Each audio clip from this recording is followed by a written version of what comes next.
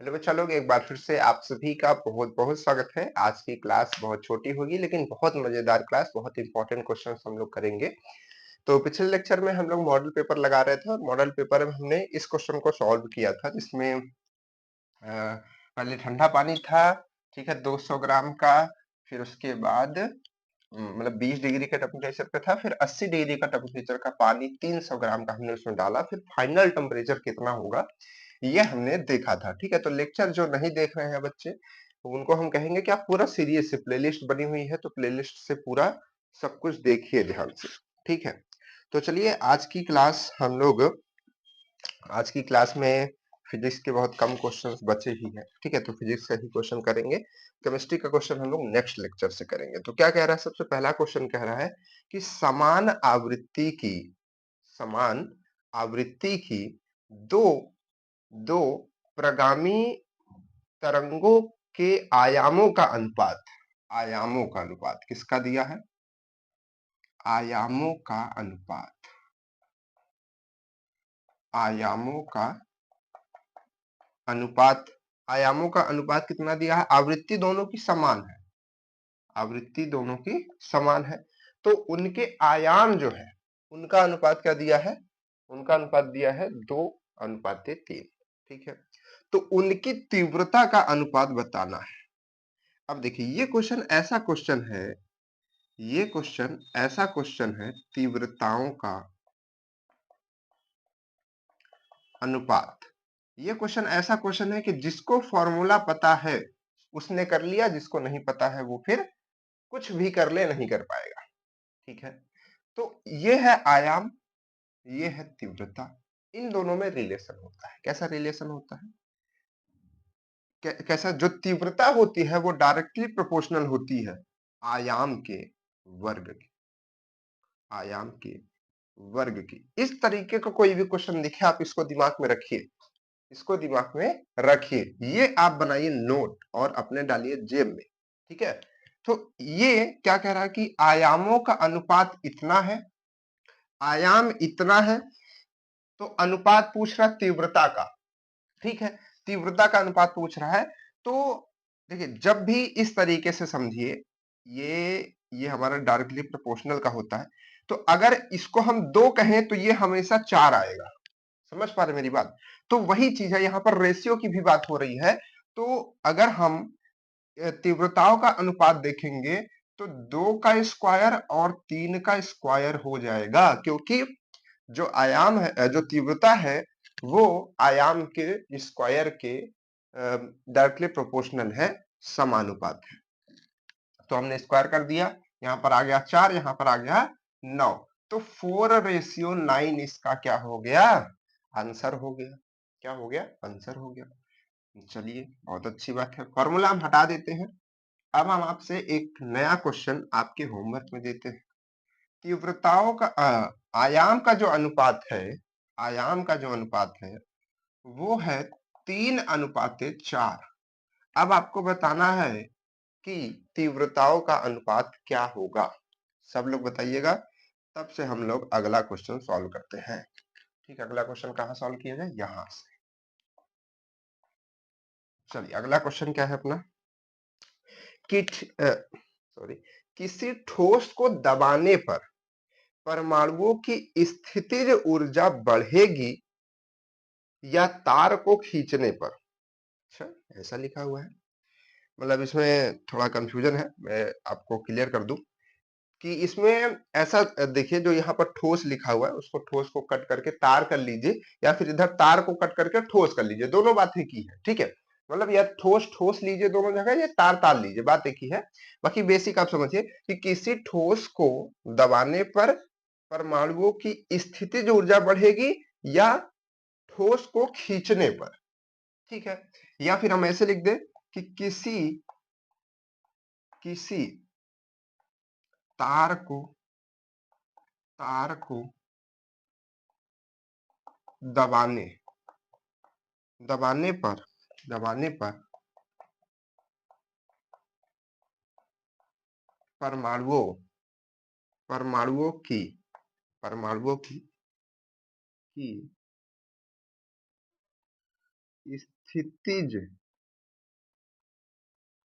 ऊर्जा बढ़ेगी बढ़ेगी या खींचने पर खींचने पर।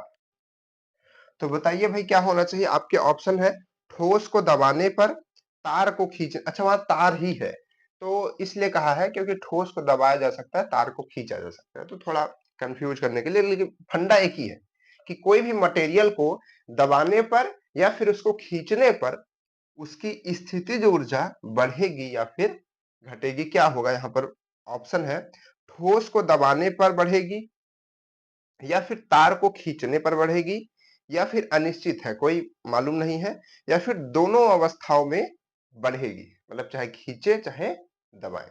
ठीक है, तो देखिए इसके फंडे को समझिए ध्यान से, क्या इसमें पहले रीजन समझिए। ठीक है, मानिए एक हमने ये ठोस ले लिया, तार ले लिया, हमने एक डिब्बा ले लिया, कुछ भी जो भी मानना है आप इसको मान सकते हैं। ठीक है, हमने इसको ले लिया, अब हम इसको दबाते हैं।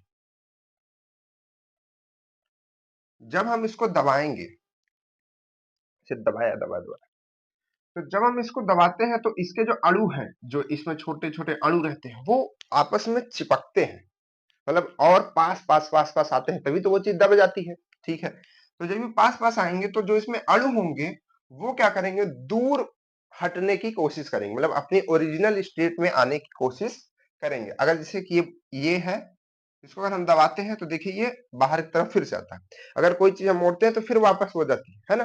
तो कोई भी चीज हो कोशिश करती है थोड़ा बहुत उसमें, हर एक चीज में, चाहे मिट्टी भी है, अगर गीली मिट्टी है अगर आप उसको मोड़ते हैं तो फिर वो वापस जाने की कोशिश करती है, जा नहीं पाती है, अलग बात है। तो हर चीज वापस उल्टा, जो हमारे ये अणु दबते हैं वो वापस बाहर की तरफ ठेलते हैं। तो जब हम इसको दबाएंगे तो अणु पास पास आएंगे, लेकिन अणुओं के बीच क्या लगेगा? प्रतिकर्षण लगेगा। क्या लगेगा? प्रतिकर्षण बल एक लगेगा। ठीक है, उसके बाद जब हम किसी भी ठोस को खींचते हैं, खींच के हमने ऐसे दूर कर दिया, जब हमने दूर कर दिया खींच के, तो क्या होगा? अणु जो यहाँ आते हैं भाग के यहाँ हो गए, दूर दूर हो गए। तो जब अणु दूर दूर हो गए तो क्या करेंगे? वो लगाएंगे आकर्षण, आकर्षण बल, आकर्षण बल। तो स्थितिज ऊर्जा क्या होती है? स्थितिज ऊर्जा यही होती है कि जो उस पिंड के अंदर हो, ऊर्जा स्थित हो, है ना। जैसे किसी भी पिंड को हम हाइट पर रख देते हैं तो उसमें स्थितिज ऊर्जा आ जाती है, और नीचे गिरता है तो उसी ऊर्जा को व्यय करता है। तो उसी तरीके से हमने क्या किया, इनको हमने पास पास कर दिया, एकदम चिपका कर रख दिया, अब ये दूर ठेल रहे हैं आपस में। तो इस स्थिति में भी इसकी स्थितिज ऊर्जा बढ़ेगी, और जब हमने उसको दूर दूर कर दिया फिर भी वो अपने तरफ आने की कोशिश कर रहे हैं, यानी कि काम उसमें कर रहे हैं, तो इसमें भी उसकी स्थिति जो ऊर्जा बढ़ जाएगी। तो सेम आंसर यही होगा कि दोनों कंडीशन में सर, दोनों कंडीशन में चाहे हम खींचे चाहे दबाएं, दोनों कंडीशन में स्थितिज ऊर्जा बढ़ेगी। तो इस क्वेश्चन को एकदम दिमाग में रखिएगा, ऐसे क्वेश्चन आ जाएंगे तो आप खटपट, है ना, झटपट करके आ जाइएगा। ठीक है, चलिए ऑप्शन इसका कौन सा होगा? दोनों स्थितियों में स्थितिज ऊर्जा बढ़ेगी। इसका आंसर बताइएगा ये इस वाले क्वेश्चन का। अगला क्वेश्चन हम लोग करते हैं, चलिए अगला क्वेश्चन अपना क्या है भाई? अगला क्वेश्चन कह रहा है कि दो बल्ब है, एक है 25 वाट का, दूसरा है 150 वाट का,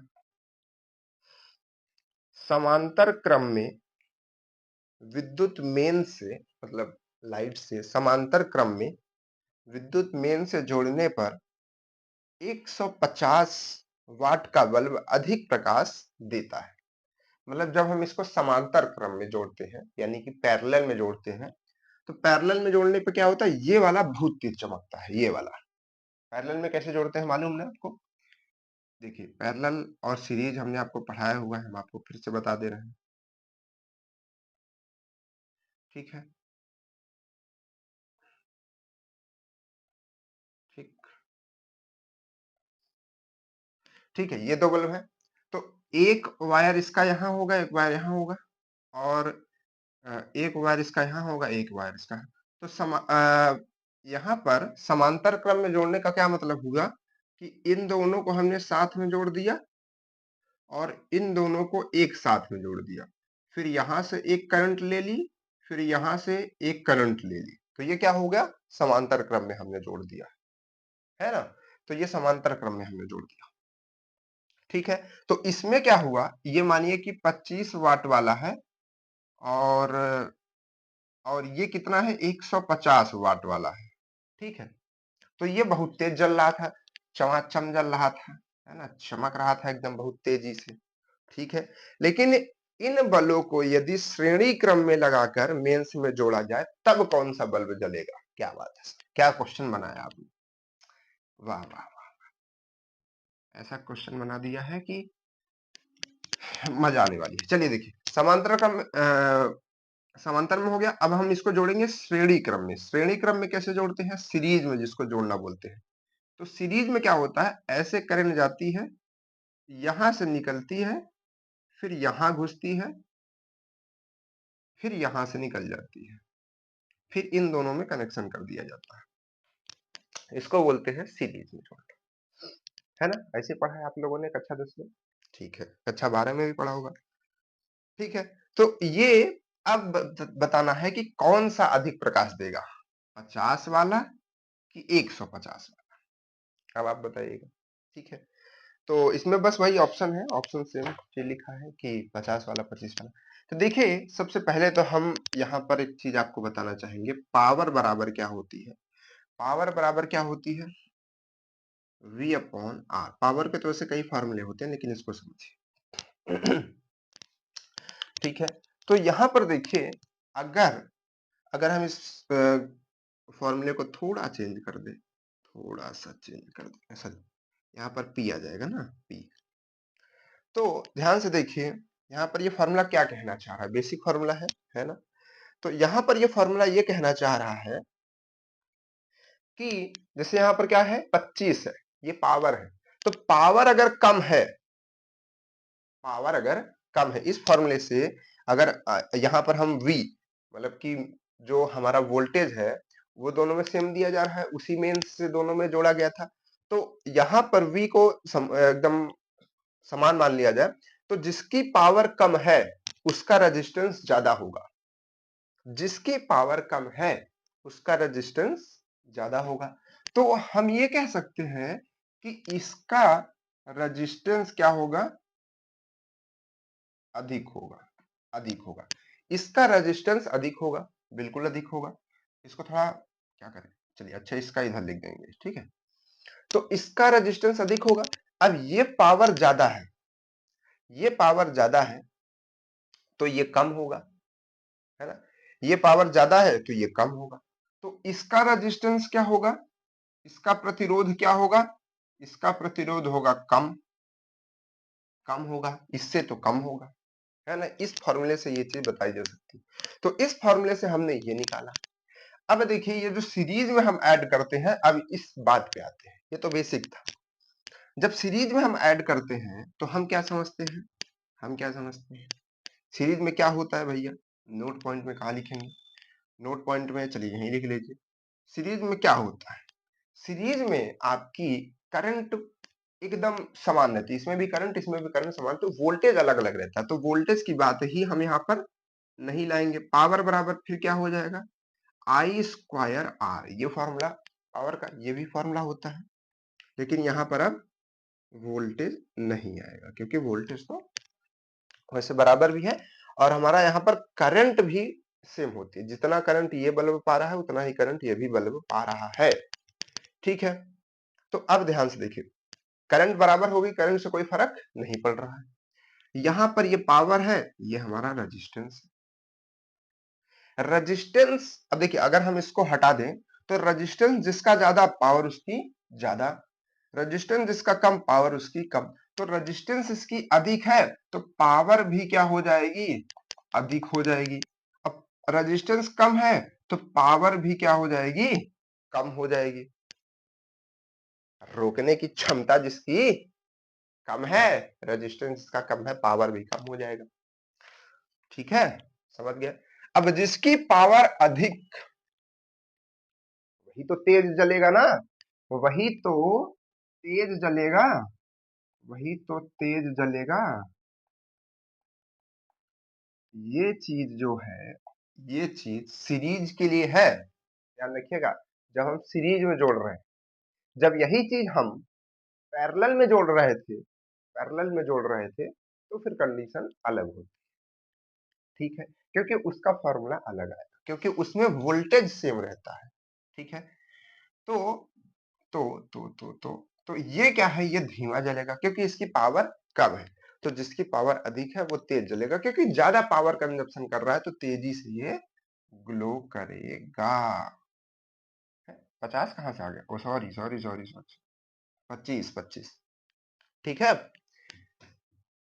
बात क्लियर हो गई।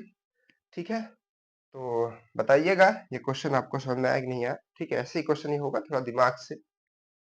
और सीरीज पैरेलल के क्वेश्चंस कैसे भी बना बना करके आ सकते हैं, तो सीरीज पैरेलल आप अच्छे से पढ़ लीजिएगा, हमने पूरी प्लेलिस्ट पढ़ाई है। और आज ये जो है मॉडल पेपर सेकंड का फिजिक्स खत्म हो गया। ठीक है, अब इसका केमिस्ट्री है, केमिस्ट्री बहुत जल्दी खत्म हो जाएगा, लगभग 18-19 क्वेश्चन है। तो अगर एक दिन में 5 क्वेश्चन कर लेते हैं तो 5 तिहाई 15, है ना। तो मानिए कि 6 कर लेंगे तो 6 तिहाई 18, है ना। तो 3 क्लास में वो भी खत्म हो जाएगा। ठीक है, समय मिल जाएगा तो वो भी खत्म हो जाएगा जल्दी से। तो 2 मॉडल पेपर हम लोग के खत्म। और जो जो मॉडल पेपर हम लोग बातें चल रहे हैं, सभी बच्चे ध्यान से समझें, इसी बुक से है। और इस बुक के जितने भी मॉडल पेपर है, 5 मॉडल पेपर और 2 ओरिजिनल पेपर भी इसमें है। ठीक है, लास्ट में 2 ओरिजिनल पेपर है। तो इन दोनों मतलब इन सातों को इतना बार लगाइए, कम से कम 3 से 4 बार लगाइए, सारे क्वेश्चंस को बार बार लगाइए। और ऐसे ही क्वेश्चंस आने वाले हैं आपके एग्जाम में। और देखना है अगर आपको कैसे क्वेश्चन आते हैं, तो इसी बुक में आपको पिछले साल का पेपर मिल जाएगा, पूरा का पूरा क्वेश्चन है, आप देख लीजिए। उसी को बेस मान करके बाकी के मॉडल पेपर को डिजाइन किया गया है, बनाया गया है। हम भी उसी कॉलेज से पढ़े हैं, बहुत सारे बच्चों को पढ़ाए हैं, वहाँ का जो सेमेस्टर क्लास है और जो अभी पिछले साल का बैच पढ़ाए हुए हैं, बहुत सारे सिलेक्टेड बच्चे हैं। तो बहुत कुछ आपको अगर इस कॉलेज के बारे में जानना है तो आपको मिल जाएगा, कोई दिक्कत नहीं है। ठीक है, तो चलिए फिर मिलते हैं आपसे नेक्स्ट क्लास में, तब तक के लिए बाय बाय।